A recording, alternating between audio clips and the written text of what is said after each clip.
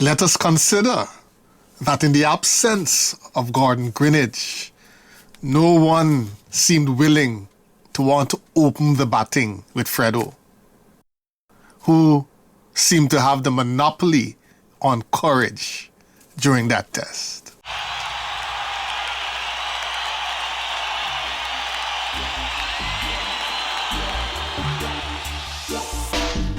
Ladies and gentlemen, cricket fans then, cricket fans now, and cricket fans to be. The name we want you to remember today is that of Roy Clifton Fredericks, sometimes affectionately called Freddo, and his magnificent 169 at Perth in December of 1975. 1975, the year Microsoft was founded as a partnership between Bill Gates and Paul Allen. The year the Vietnam War ended for the United States. The year Muhammad Ali stopped Joe Frazier in the Thriller in Manila. The year rapper 50 Cent and golfer Tiger Woods were born. The year His Imperial Majesty Haile Selassie died. The year the West Indies team won the first ever Cricket World. Well, that's for another story.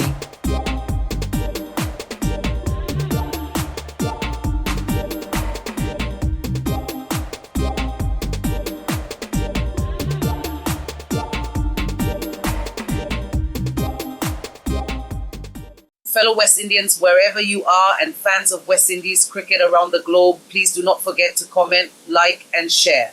You are being treated to great moments in West Indies cricket. Tell a friend, then tell a friend to tell a friend. The West Indies tour of Australia, 1975-76. We lost this 6-test series 5-1.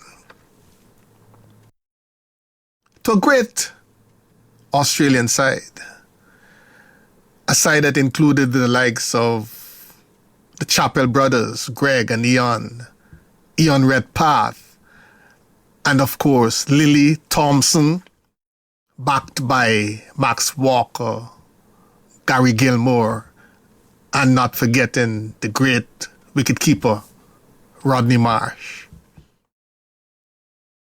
Yeah, we lost to a great Australia side, but some would also say that we lost to the umpires. But that's a discussion for another time.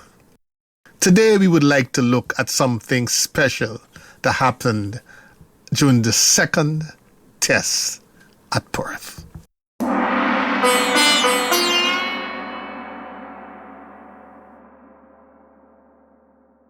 Roy Clifton Fredericks was born in Berbice, British Guyana, now Guyana, some 33 years before the Perth match. He was a dynamic left-handed opening batsman for the West Indies cricket team. He played Test cricket from 1968 to 1977, amassing 4,334 runs in 59 tests at an average of over 40. In addition to his Test career, Fredericks appeared in 12 one-day internationals, scoring 311 runs. Fredericks was renowned for his aggressive style of play, especially against fast bowlers, which made him a standout batsman in an era dominated by fearsome pace attacks. He formed a successful opening partnership with Gordon Greenidge in the mid-1970s, providing a solid foundation for the West Indies team. Fredericks was known for his ability to switch between aggressive stroke play and traditional run accumulation, depending on the situation of the game. Apart from his cricketing exploits, Fredericks was an all-round sportsman, representing Guyana in table tennis and squash. After retiring from international cricket, he became a junior minister in Forbes Burnham's Guyanese government, responsible for youth and sport. He later focused on coaching and contributed to the development of cricket in Guyana. Roy Fredericks' legacy in cricket is marked by his fearless approach to batting and his memorable performances against some of the best bowlers of his era. He passed away on September 5th, 2000, following a battle with cancer at the age of 57. leaving behind a legacy of thrilling cricketing moments and a reputation as one of the West Indies' most daring batsmen. Ladies and gentlemen, my name is Son Dianansi, and on this podcast we blend the old with the new. So for this story, for the retelling of the tale of Fredericks 169, we're gonna grab hold of our AM, FM radios, our transistor radios, and we're gonna head down to the Caribbean and join our friends there. Take a nice seat and listen in. On December 13th, 1975, Roy Fredericks stood as a solitary figure of defiance amidst a sea of trepidation. The Aussies, under the newly appointed captain Greg Chappell, had put 329 runs on the board, with Ian Chappell top scoring with 156. Preparing to reply, the West Indian dressing room became a cauldron of anxiety. The thought of facing the formidable Australian pace attack of Dennis Lillee, Jeff Thomson, Gary Gilmore, and Max Walker at Perth had West Indies jittery, to say the least. This led to an unusual dilemma: finding an opening partner for Fredericks. The atmosphere was thick with uncertainty as the team management scrambled to find a suitable candidate to face the music alongside Fredericks. Music? Not the right word, rather, to face the impending hurricane. Gordon Greenidge, the other opener selected for the tour, had been dropped following a pair of ducks in the first test. This left a gaping void at the top of the order. Amidst this chaos, Bernard Julien, a middle-order batsman unaccustomed to the rigors of opening, was thrust into the role. The decision was a gamble, a roll of the dice in a high-stakes game. As Julien and Fredericks walked out to the middle, the contrast between them was stark. Julien, the reluctant opener, carried the weight of uncertainty, while Fredericks exuded an aura of unshakable confidence. The atmosphere was electric, and the tension evident as the Australian fielders prowled with predatory intent. Lillee, with a glint of menace in his eyes, marked his run-up. The Aussie crowd, always in a mood for something special, held their collective breath as Fredericks took guard, his bat tapping rhythmically on the pitch. Tap, tap, tap. Ball one. A snarling delivery from Lillee zipped past Fredericks' outside edge. Unperturbed, Fredericks merely adjusted his gloves and refocused. Then came the second ball, a vicious bouncer aimed at Fredericks' head. Time seemed to slow as Fredericks, with a dancer's grace, pivoted on his back foot and unleashed a ferocious hook. The ball soared over the boundary for six, a statement of intent that resonated around the Waka ground. From that moment on, Fredericks was in a zone of his own making. Each delivery was met with a combination of fierce concentration and fearless aggression. His technique, a blend of classical grace and raw power, was on full display. He drove with authority. He cut with precision. He pulled with disdain. Even the lifting deliveries that sought to unsettle him were met with audacious cuts, Fredericks' feet momentarily leaving the ground as he executed the stroke with surgical precision.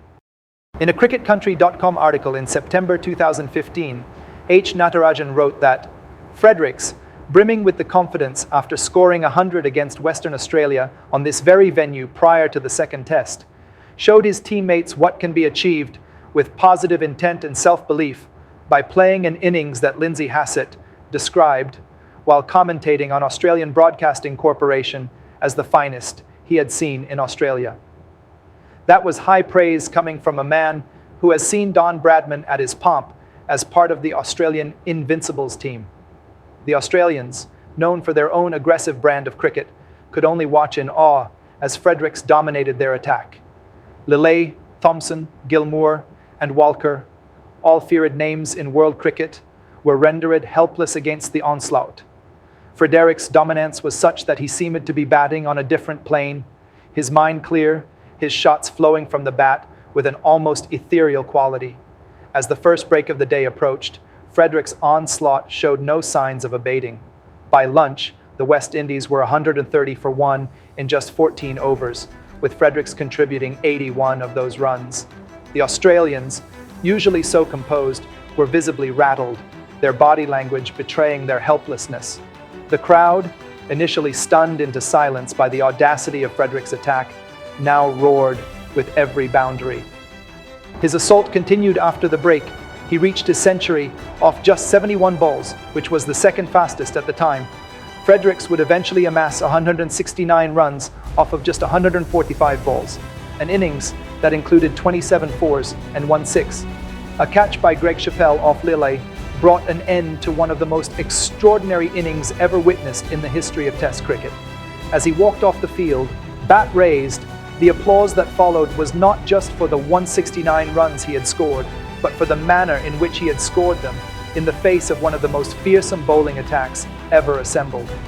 Writing for Cricinfo's The Cricket Monthly in January 2013, Ashley Mallett, a former Aussie off-spinner and a member of the 1975 team, stated that Freddo'S smashed the ball continuously, especially when he batted at the member's end, where he hit with the strong southeasterly that blew like a mini cyclone. His slash through backward point traveled with the velocity of a tracer bullet and was nigh on impossible to catch. Lawrence Yaga Rowe, who played in that match, said it was an opening batting performance for the ages. It was the finest innings he had ever seen Freddo play, a masterclass in cuts and hook shots. Former England fast bowler Frank Tyson was quoted as saying, "His high and full backswing gave each shot a tremendous power, yet at the same time, there was finesse of execution. It would be hard to imagine a better century." Dropping Gordon Greenidge was a big mistake on the part of the selectors, Lawrence Yaga Rowe opined during a telephone conversation. He felt that Gordon, who, like most of the 1975-76 West Indies side, were on their first tour to Australia and new to the conditions, got out with too brute of a deliveries. The type of deliveries that even the best of batsmen could do little or nothing about. Some reports had tail-ender Lance Gibbs as offering to open the batting with Freddo. We asked Yaga about this, and following a hearty laugh, Yaga protested, "No, no, no, not Gibbsy." According to his memory, it was Keith Boyce who offered to open. Yaga said he also volunteered, but Lloyd, the captain, wanted him to remain at number 3. Let us consider the fact that Dennis Lillee and Jeff Thompson were at their fastest, baddest, best on what was the fastest wicket in the world at the time. In fact, Jeff Thompson would clock the fastest delivery in the entire series, something like 160 and change kph, 99 and change flipping miles per hour. That fast.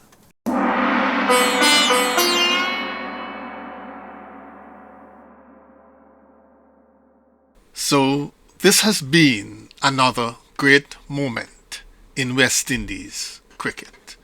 We want to thank you for joining us. We want to thank those who would have seen our earlier episodes. For those returning, it's good to have you back. For those who are here for the very first time, welcome aboard. Please like, share, comment, and do remember to tell a friend.